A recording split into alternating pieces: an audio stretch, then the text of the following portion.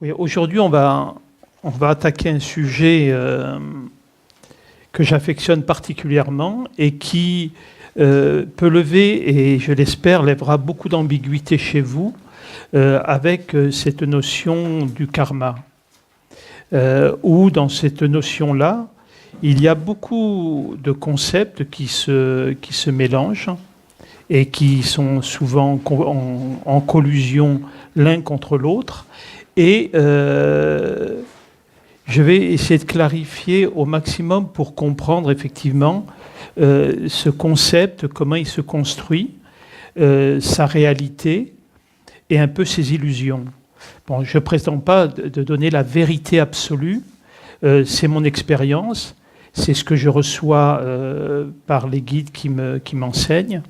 Et donc, ça sera composé par 4 niveaux que l'on va développer et, au cours de cette journée, et on fera des exercices qui correspondront aussi à chaque niveau.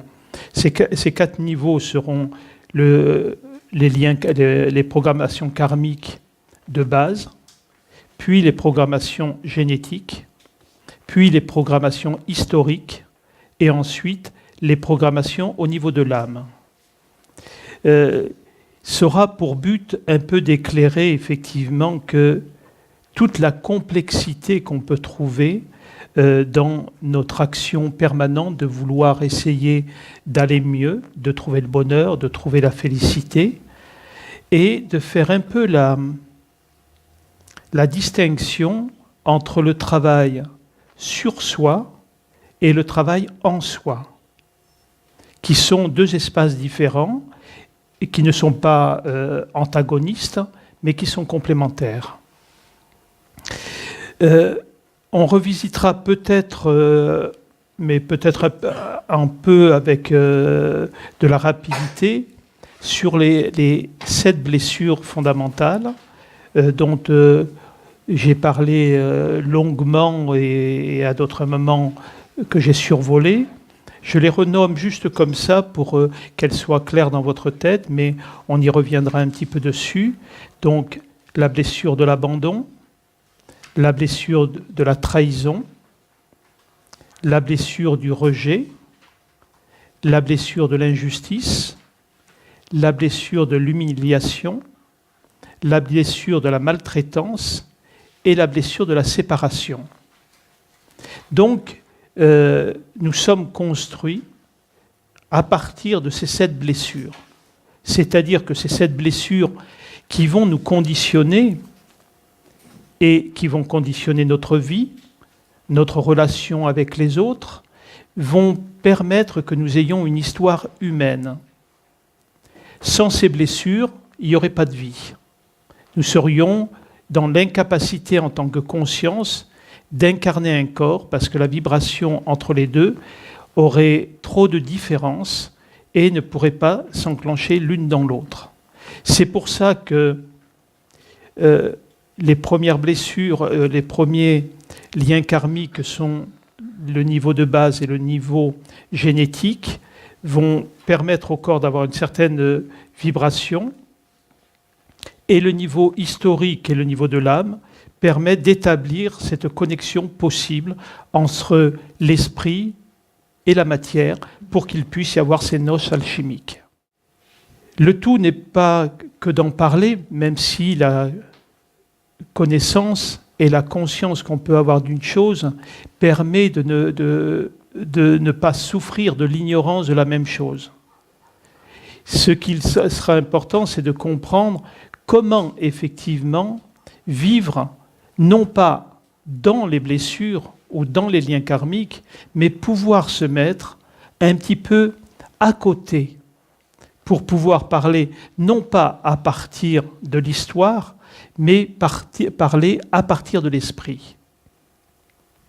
Donc ça demandera une chose importante, et on va commencer un petit peu à ce niveau-là, c'est de se mettre au niveau de la fréquence cérébrale, à une fréquence qui permet effectivement d'être en dehors des petites ondes liées à la Terre et passer dans les grandes ondes, qui sont des ondes qui sont plus au niveau de l'esprit, et que sont les ondes cérébrales, notamment θ, qui sont cette fréquence cérébrale. C'est celle que recherchent tous les gens qui sont dans des méditations profondes pour effectivement pouvoir passer dans des espaces un peu plus élevés, vibratoirement, et être moins liés à la matière et moins liés à l'histoire humaine. Voilà un petit peu ce que l'on va essayer de développer. Ce que je demande, c'est que effectivement vous soyez participatifs. Le tout, ce n'est pas un apprentissage que l'on fait, même si j'essaie d'être assez cartésien dans mes propos, mais c'est surtout que dans la journée, vous puissiez le ressentir, même si à la fin de la journée, vous n'avez que peu de mémoire de ce qui a été dit. Ce qui est important, c'est ce que vous avez vécu. Ce n'est pas ce que vous en pensez, ce n'est pas ce que vous en comprenez, ce n'est pas ce que vous en faites, ce que vous en faites. C'est sur l'instant, qu'est-ce que ça touche en vous? Et c'est ça, le travail en soi, et non sur soi. Ne pas confondre avec la peinture sur soi, que sont les tatouages. Bon. Donc vous voyez dans cette visualisation où effectivement vous êtes passé dans les ondes θ, certains étaient encore dans les ondes alpha un petit peu, mais globalement c'était bien. Il faut vraiment comprendre que dans cette visualisation, c'est pas de l'imaginaire. Comme nous sommes dans du vibratoire, quand nous faisons cette visualisation, notre conscience est projetée dans le lieu qu'on visualise.